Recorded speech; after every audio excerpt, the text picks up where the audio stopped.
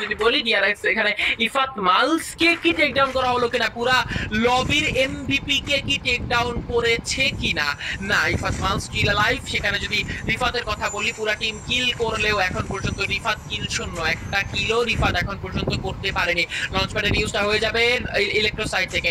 Electro আসলে মানে ঘুরে দাঁড়িয়েছে এই ম্যাচটাতে, বাট কত ম্যাচটা কনফার্ম করা লাগবে বুইয়াতে।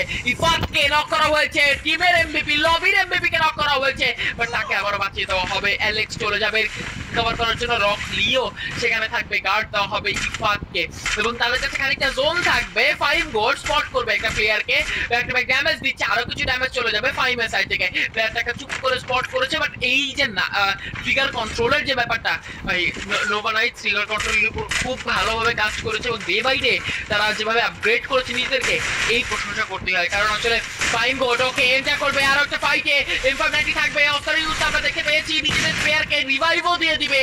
শিয়ান ক্লোজে চলে আসবে ফাইকে হেল্প করার জন্য, পিছনে রাস্টি উইথ স্নাইপারস।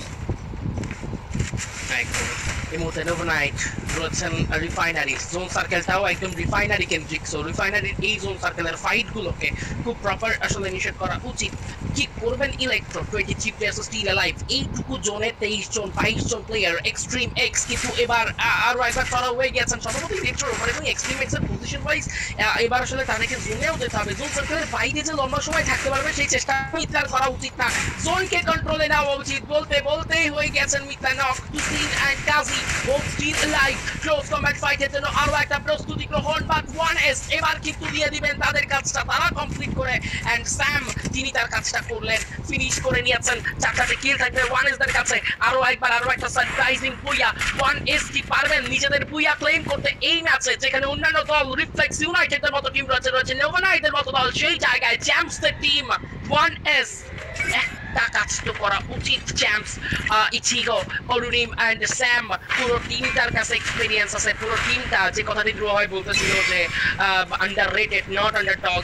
সো ওই হিসাবে 1S অন্তত এই ম্যাচটাতে লাস্ট জোন পর্যন্ত নিজেদেরকে নিয়ে আসতে পারছে। এবার দরকার নিজেদেরকে প্রুভ করা, একটা পুইয়া এমন গ্রাউন্ডে একটা পুইয়াও ম্যাটার করে, একটা পুইয়াও যথেষ্ট সম্মান নিয়ে আসে। তো সেই জায়গা বিবেচনায় আসলে 1S কোনোভাবে পিছিয়ে থাকতে চাইবেন না। Still Reflex United live with full man power, live team Nova Knight থেকে কিছু ফাইটও দেখতে পারবো, যেখানে ফাহিম কোট অলরেডি কিন্তু স্কোর করা স্টার্ট করে দিয়েছেন।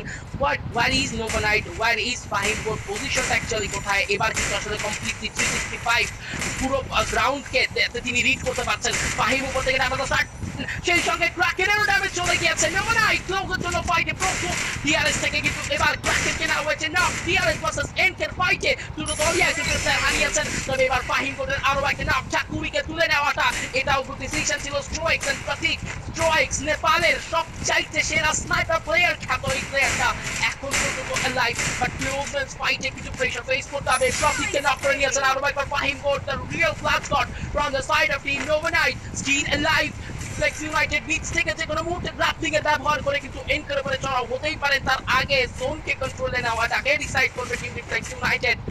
স্টিল টাকলা অ্যালাইভ, টাকলা জানেন কি করে ম্যাচ বের করতে, টাকলা জানেন কি করে লিগ প্রোভাইড করতে হয়। জোন সার্কেলকে নিজেদের দিকে নিতে পারলে যে কোনো মূল্যেই এনিমি টিমকে চেস করা সম্ভব, এবং সেই মিশনেই থাকবে team Reflex United provide.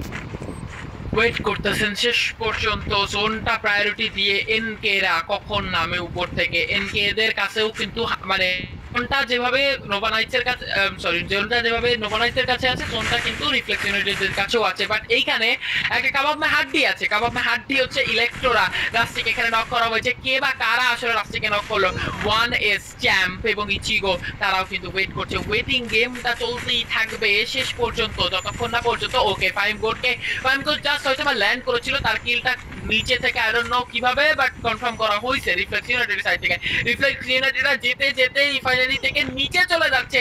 Zone ব্যাটেলে কিনা করা হোক না কেন, এই বুয়া রিফ্লেক্স ইউনাইটেড ছাড়বে না। তারা শপথ করে নেমেছে এই বুয়া তারাই নিবে, এবং এটার জন্যই তুমি যদি দেখো যে তারা কিন্তু আসলে কোনো ফাইট না নিয়ে একটা সিঙ্গেল প্লেয়ারও নেয়নি বা উপরের দিকে আসার কোনো চেষ্টা করেনি, তারা কিন্তু ডিরেক্ট নিচে চলে গিয়েছে। সো ওই জায়গা থেকে নোভা নাইটস তারাও কিন্তু ফুল কোনো কদম দিতে চায় না।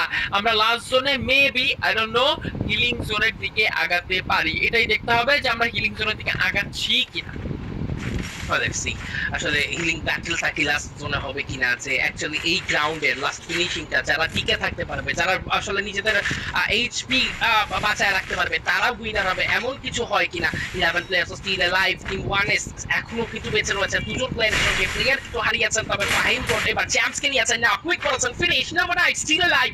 4v4 ব্যাটলটা লাস্ট জোনে কি হবে, নাকি যে কথা বললেন ব্রো ভাই যে লাস্ট জোনে হিলিং ব্যাটল তেমনই একটা রূপ নেবে, বাট আমার মনে হয় না হিলিং ব্যাটলের রূপ নেওয়াটা সম্ভব, কারণ নোভা নাইট এই ম্যাচ ফাইট করে বের করতে যাবে।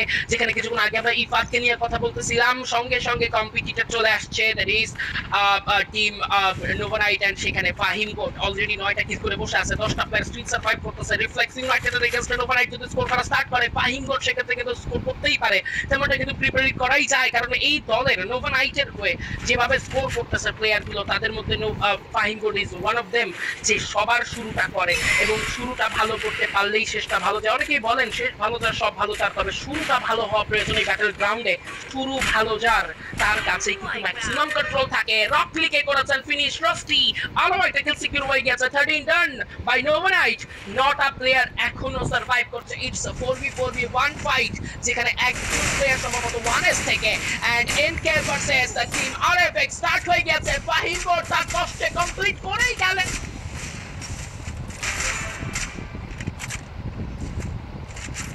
Kraken camera there. Okay, Solomon. Please continue. Yes, and সেই জায়গা থেকে Kraken solo player, but Reflex United এর কাছ থেকে এইবার ছিনিয়ে নেওয়া ডাইরেক্ট Krakenের পক্ষে অনেকটা হার্ড স্কিল। Kraken কিন্তু জানেন not impossible, back to back double Reflex wipe out. একা Kraken কাজটা করলো ইচিগো, যেন Krakenের জন্য আশীর্বাদ হয়ে এসেছে এই ম্যাচে। 1v1 এর fight, 1S versus Nova night. Reflex ম্যানেজমেন্টে ছিল, বাট Kraken অনেকদিন পর Krakenকে ফেরত আসতে দেখতে পাচ্ছি, বাট জোনের কন্ট্রোলটা ইচিগো দিল। Kraken শেষমেশ জোনের প্রেসারে এলিমিনেট হয়ে গেল। It's from the side of team 1S।